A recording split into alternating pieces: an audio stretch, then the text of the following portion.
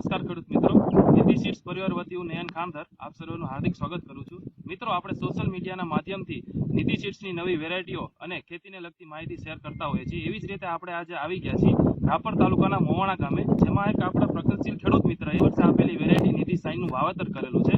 તો આપણે ખેડૂત મિત્રોને પહેલા એમનું રૂબરૂ પરિચય, મારું નામ, ગામ અને કેટલા એકરનું તમે વાવેતર કરેલું છે આ વેરાયટી? મારું નામ વાઘેલા મનોજસિંહ કેતાજી છે અને હું રાપર તાલુકાના મોવાણા ગામમાં રહું છું. મેં નીતિનું વાવેતર 100 એકરમાં કરેલ છે. બરોબર છે.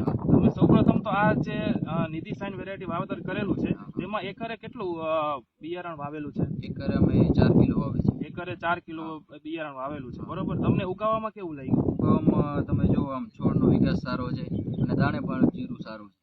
બરોબર છે. અને રોગ જીવાતમાં કેવું લાગ્યું તમને? રોગ જીવાતમાં એકદમ નહીવત છે. અમે નોર્મલ 2 થી 2 સ્પ્રેનો છંટકાવ કર્યો છે. બરોબર છે. અને ફૂટમાં કેવું લાગ્યું તમને આ વેરાયટી? ફૂટમાં એકદમ બહુ સારું છે.